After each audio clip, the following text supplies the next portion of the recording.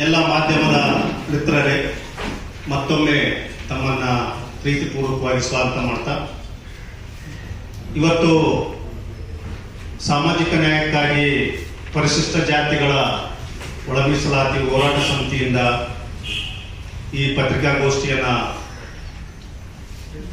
ನಡೆಸ್ತಾ ಇದ್ದೀವಿ. ಬಹಳ ಮುಖ್ಯವಾಗಿ ಪರಿಶಿಷ್ಟರ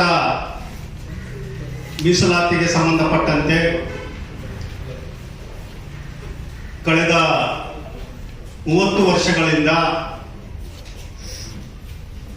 ಪರಿಶಿಷ್ಟರಲ್ಲಿ 101 ಜಾತಿಗಳಿಗೆ ಅವರವರ ಜನಸಂಖ್ಯೆಗನುಗುಣವಾಗಿ ಒಳ ಮೀಸಲಾತಿಯನ್ನ ಜಾರಿಗೆ ತರಬೇಕು ಅನ್ನುವಂಥದ್ದು ಬಹುದಿನಗಳ ಹಕ್ಕೊತ್ತಾಯ ಏನಿದೆ, ಈ ಹಕ್ಕೊತ್ತಾಯವನ್ನ ಮುಖ್ಯವಾಗಿ 30 ವರ್ಷಗಳಿಂದ ಏನು ಹೋರಾಟ ಮಾಡ್ತಾ ಕಳೆದ ವರ್ಷ ಇನ್ನೇನು ಆಗಸ್ಟ್ 1ನೇ ತಾರೀಕು 2024ರಂದು ಮಾನ್ಯ ಸುಪ್ರೀಂ ಕೋರ್ಟ್ ಒಂದು ಸ್ಪಷ್ಟವಾದಂತ ತೀರ್ಪನ್ನ ನೀಡಿ ಈ ಬಹುದಿನಗಳ ಹಕ್ಕೊತ್ತಾಯವಾಗಿರ್ತಕ್ಕಂಥ ಒಳ ಮೀಸಲಾತಿಯನ್ನ ಅಥವಾ ಇಂಟರ್ನಲ್ ರಿಸರ್ವೇಶನ್ ಅನ್ನ ಆಯಾ ರಾಜ್ಯ ಸರ್ಕಾರಗಳು ಆಯಾ ರಾಜ್ಯದ ಸ್ಥಿತಿಗತಿಗಳನ್ನ ಅಧ್ಯಯನ ಮಾಡಿ ದತ್ತಾಂಶಗಳನ್ನು ಕ್ರೋಢೀಕರಿಸಿ ಜಾರಿಗೆ ತರುವ ಅಧಿಕಾರವನ್ನ ರಾಜ್ಯ ಸರ್ಕಾರಗಳಿದೆ ಅನ್ನುವಂತ ಒಂದು ತೀರ್ಪನ್ನ ನೀಡಿದ ನಂತರ ಈಗ ಆ ತೀರ್ಪು ನೀಡಿ 1 ವರ್ಷ ಮುಗಿತಾ ಇದೆ. ಹಾಗಾಗಿ ಈ ಒಂದು ತೀರ್ಪನ್ನ ರಾಜ್ಯ ಸರ್ಕಾರ ಒಪ್ಪಿ ಇದನ್ನ ತೀರ್ಪಿನನ್ವಯ ನಾವು ರಾಜ್ಯದಲ್ಲಿ ಪರಿಶಿಷ್ಟರ ಪ್ರಮುಖ ವೈಜ್ಞಾನಿಕವಾದಂಥ ಸಾಮಾಜಿಕ ಸ್ಥಿತಿಗತಿಗಳನ್ನ, ಆರ್ಥಿಕ ಸ್ಥಿತಿಗತಿಗಳನ್ನ, ಶಿಕ್ಷಣ, ಉದ್ಯೋಗ, ಈ ಎಲ್ಲ ಸ್ಥಿತಿಗತಿಗಳನ್ನ ಅಧ್ಯಯನ ಮಾಡಿ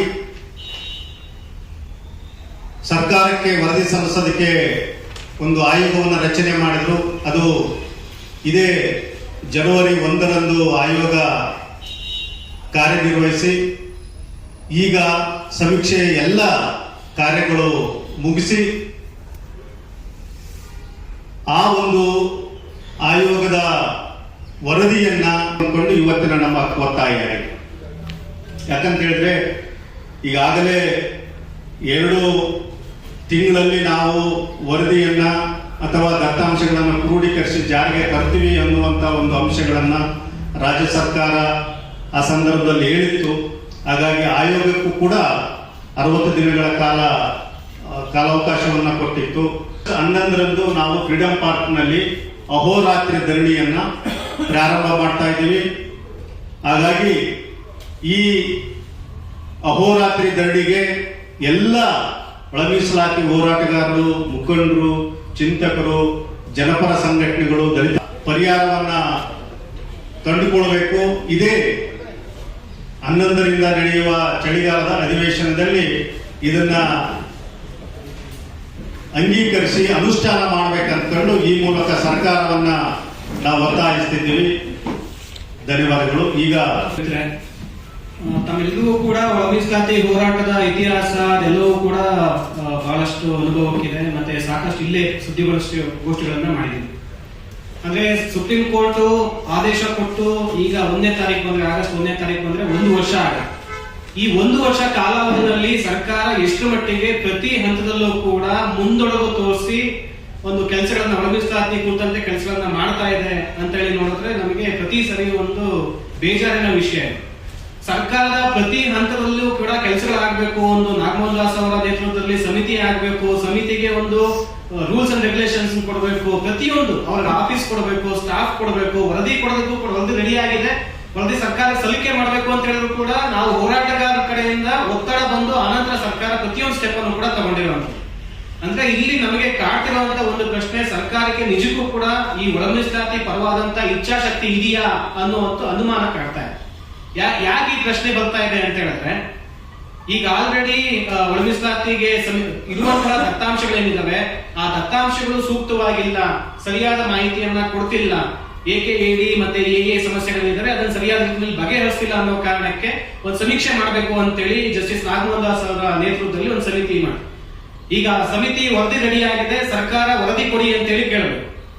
ವರದಿ ರೆಡಿ ಆಗಿದೆ, ನಾಗಮೋಹನ್ ದಾಸ್ ಅವರನ್ನ ನಾವು ಭೇಟಿಯಾದಾಗ ನಮ್ಮ ಕಡೆಯಿಂದ ತಯಾರಾಗಿದೆ ವರದಿ ಅಂತೇಳಿ ಹೇಳಿ ಕೂಡಲೇ ಯಾವುದೇ ವಿಳಂಬ ಮಾಡದೆ ನಾಗಮೋಹನ್ ದಾಸ್ ಅವರು ಕೂಡ ಮನವಿ ಮಾಡ್ತೀವಿ ಅವರಲ್ಲಿ ತಮ್ಮ ರೆಡಿಯಾಗಿರ್ತಕ್ಕಂಥ ವರದಿಯನ್ನ ಸರ್ಕಾರಕ್ಕೆ ಕೂಡಲೇ ಸಲ್ಲಿಕೆ ಮಾಡಬೇಕು.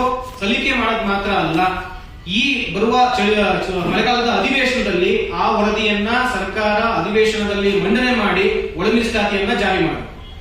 ನಾವು 11ನೇ ತಾರೀಕಿಂದ ಈ ಒಂದು ಒಳ ಮೀಸಲಾತಿ ಹೋರಾಟಗಾರ, ಹಿರಿಯ ಹೋರಾಟಗಾರರು ಕರ್ನಾಟಕದಾದ್ಯಂತ ಆಗಲೇ ನಮ್ಮ ಪ್ರಧಾನ ಸಂಚಾಲಕರಾದಂತಹ ಕೌತಾಲ್ ಸರ್ ಅದನ್ನೇ ಹೇಳ್ತೀವಿ. 11ನೇ ತಾರೀಕು ನಾವು ಫ್ರೀಡಂ ಪಾರ್ಕ್ ಅಲ್ಲಿ ಅನಿರ್ದಿಷ್ಟವಾದಿ ಧರಣಿಯನ್ನ ಕೂರ್ತೀವಿ. ಈ ಧರಣಿ ಕೂರ್ತಿರುವಂತದ್ದು ಸುಮ್ಮನೆ ಕೂರೋದಿಲ್ಲ. ಈ ಸರಿ ಒಂದು ವೇಳೆ ಒಳ ಮೀಸಲಾತಿ ಜಾರಿ ಆಗಿಲ್ಲ ಅಂತ ಹೇಳಿದ್ರೆ ಸರ್ಕಾರಕ್ಕೆ ನಿಜಕ್ಕೂ ಕೂಡ ನಾವು ಯಾವ ಹಂತಕ್ಕೂ ಕೂಡ ತಲುಪಧಿಕಾರ ನಡೆ. ಈ ಅಧಿವೇಶನದಲ್ಲಿ ಒಳ ಮೀಸಲಾತಿ ಜಾರಿ ಆಗ್ಬೇಕು. ಜಾರಿ ಆದ್ರ ಮೂಲಕ ನಾವು ಅದೇ ಫ್ರೀಡಂ ಪಾರ್ಕ್ ನಲ್ಲಿ ಸಂಭ್ರಮಾಚರಣೆ ಮಾಡೋದ್ರ ಮೂಲಕ ನಾವು ಹೊರಡ್ತೀವಿ, ನಮ್ಮ ಊರುಗಳಿಗೆ ಹೊರಡ್ತೀವಿ. ಸಿದ್ದರಾಮಯ್ಯನವರಿಗೆ ಸಿಹಿ ಕೂಡ ಹಂಚಿ ಹೊರಡ್ತೀವಿ. ಒಂದು ವೇಳೆ ಜಾರಿ ಆಗಿಲ್ಲ ಅಂತ ಹೇಳಿದ್ರೆ ನೀವು ಯಾರದ್ದೇ ಪ್ರಯತ್ನ ಹಾಕಿ ಆ ಹೋರಾಟನ ನಿಲ್ಲಿಸಬೇಕಂತ ಪ್ರಯತ್ನ ಹಾಕಿದ್ರು ಕೂಡ ನಾವು ಈ ಬಾರಿ ಆ ಹೋರಾಟನ ನಿಲ್ಲಿಸೋದಿಲ್ಲ. ಫ್ರೀಡಂ ಪಾರ್ಕ್ ಅಲ್ಲಿ ಅನಿರ್ದಿಷ್ಟವಾದಿ ಧರಣಿಯನ್ನ ಕೂರ್ತೀವಿ. ಒಳ ಮೀಸಲಾತಿ ಜಾರಿ